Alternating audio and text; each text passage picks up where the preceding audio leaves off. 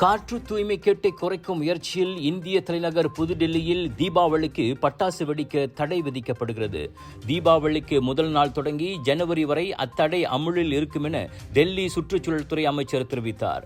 கடந்த ஆண்டைப் போலவே இவ்வாண்டும் அனைத்து வகை பட்டாசுகளின் உற்பத்திக்கும் சேமிப்புக்கும் விற்பனைக்கும் தடை விதிக்கப்படுகிறது.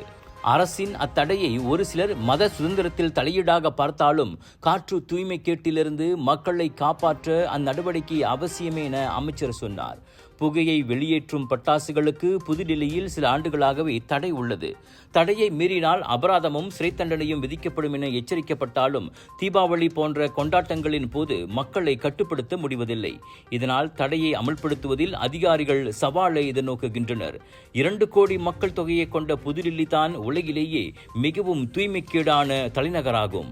பிரம்மாண்டமான முறையில் திறப்பு விழா காணவுள்ளது இந்தியா கேட் உணவகத்தின் 10வது கிளை.